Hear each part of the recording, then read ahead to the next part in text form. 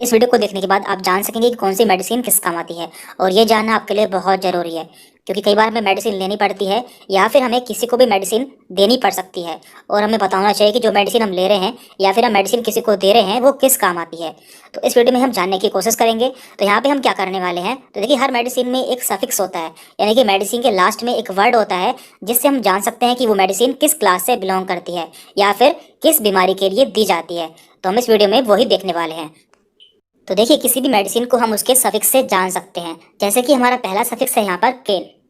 तो देखिए केन एक सफिक्स है जो कि लोकल एनेस्थेटिक में यूज किया जाता है। इसका मतलब होता है ऐसी दवाइयाँ जो कि किसी पर्टिकुलर रीजन को या किसी बॉडी के ऑर्गन को सुन करने के लिए दी जाती है। इसके एग्जाम्पल हैं जाइलोकेन, बेंजोकेन, एमाइलोकेन, लिडोकेन। यदि आपको किसी मेडिसिन में देखने को मिलता है लास्ट में केन, तो आप समझ जाइए कि ये एक लोकल एनेस्थेटिक है। तो देखिए यहाँ पे हमने कुछ इमेज भी लगाई है, जैसे कि यहाँ पे है जाइलोकेन। तो जाइलोकेन एक इंजेक्शन आता है यदि मान लीजिए किसी का ऑपरेशन होना होता है और उस ऑपरेशन वाले हिस्से को, यानी कि जहाँ का ऑपरेशन होना है और वहाँ पे उसे सुन करना होता है, तो वहाँ पर जाइलोकेन इंजेक्शन लगाया जाता है। हमारा अगला सफिक्स है माइसिन। तो माइसिन का यूज किया जाता है एंटीबायोटिक में, यानी कि इन्फेक्शन के लिए। यदि किसी को इन्फेक्शन हो जाता है तो उस कंडीशन में एंटीबायोटिक दी जाती है। इसके एग्जाम्पल है azithromycin, erythromycin, neomycin and streptomycin. तो आप देख सकते हैं कि सबके लास्ट में यहाँ पर माइसिन वर्ड आया है। तो माइसिन वर्ड का यूज एंटीबायोटिक में किया जाता है। और यहाँ पे हमने कुछ इसकी इमेज भी लगाई है, जैसे कि स्ट्रेप्टोमाइसिन इंजेक्शन। तो ये इंजेक्शन बैक्टीरिया के इन्फेक्शन के रूप में लगाया जाता है, यानी कि किसी को यदि बैक्टीरिया का इन्फेक्शन हो जाता है तो उसे ये इंजेक्शन लगाया जाता है। और यहाँ पे नीचे है नियोमाइसिन। तो नियोमाइसिन ये ऑइंटमेंट है, यानी कि ये ऊपर से लगाई जाने वाली क्रीम है जो कि बैक्टीरिया को किल करती है। तो इस तरह से आप जान पाएंगे कि माइसिन का यूज एंटीबायोटिक के रूप में किया जाता है। अब आगे बढ़ते हैं।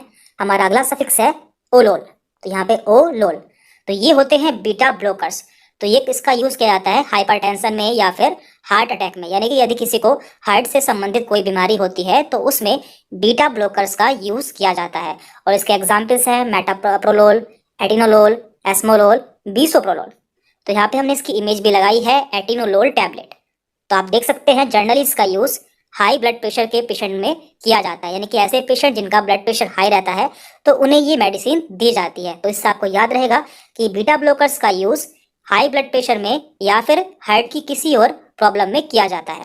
तो अगला सफिक्स है माइड एंड जाइड। तो इन दोनों का मतलब होता है डाययूरेटिक्स। तो इनका काम क्या होता है, ये हमारे यूरिन को बढ़ा देती है, यानी कि इन्हें लेने के बाद हमें बार बार यूरिन आता है।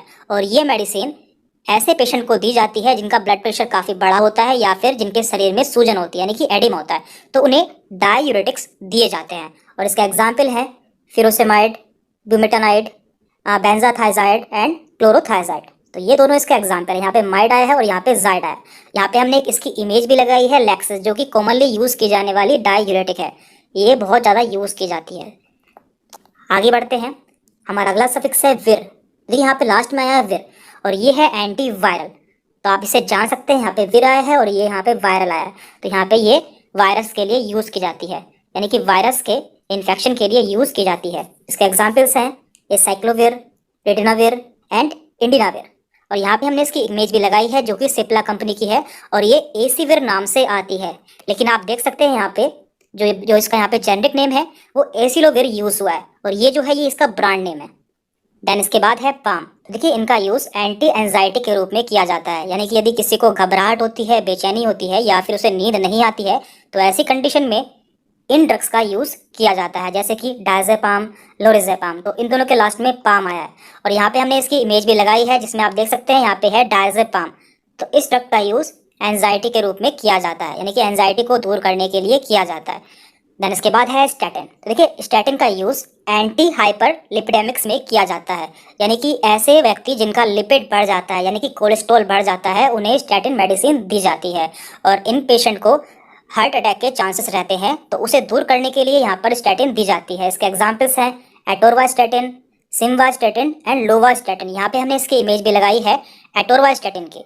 तो इस तरह से आपको याद रहेगा, यदि किसी ड्रग के लास्ट में स्टैटिन आता है तो वो लिपिड के लिए यूज़ की जाती है, यानी कि कोलेस्ट्रॉल को कम करने के लिए इस्तेमाल की जाती है। एंड इसके बाद में है सोन। देखिए, सोन ऐसी दवाई होती है जो कि स्टेरॉइड के रूप में यूज़ की जाती है, और स्टेरॉइड का काम होता है बॉडी में इन्फ्लामेशन को दूर करना, लेकिन इनके बहुत ज़्यादा साइड इफेक्ट भी होते हैं। इसलिए इनमें से आपको कोई भी मेडिसिन बिना डॉक्टर के प्रिस्क्रिप्शन के नहीं लेनी है। और इसके एग्जाम्पल्स हैं बेटामेथासोन, कोर्टिसोन, डेक्सामेथासोन। तो इन सभी मेडिसिन का यूज़ स्टेरॉइड के रूप में किया जाता है जो कि बॉडी में इन्फ्लामेशन को दूर करती है। और यहाँ पे हमने इसकी एक इमेज भी लगाई है, तो आप देख सकते हैं कि हर मेडिसिन के ऊपर 2 नाम लिखे होते हैं। जैसे कि यहाँ पे लिखा है डेक्सामेथासोन ऊपर लिखा है, और नीचे लिखा है डेक्सोना। तो देखिए, ये जो इसका डेक्सामेथासोन है ये इसका जेनरिक नेम है, जबकि जो डेक्सोना है ये इसका ब्रांड नेम है। सफिक्स है आजोल। तो देखिए, आजोल कहाँ पर यूज़ होता है? आजोल एंटी फंगल मेडिसिन में यूज़ होता है। जैसे कि यहाँ पे एग्जाम्पल्स हैं आपके ketoconazole, fluconazole, econazole and miconazole. तो इन सब के लास्ट में आया है जोल। तो जहाँ भी आप देखेंगे आजोल, तो समझ जाइए कि वो सभी एंटी फंगल मेडिसिन है, यानी कि ऐसी मेडिसिन है जो कि फंगस के लिए काम करती है या फंगल इन्फेक्शन को ख़त्म करने के लिए काम करती है।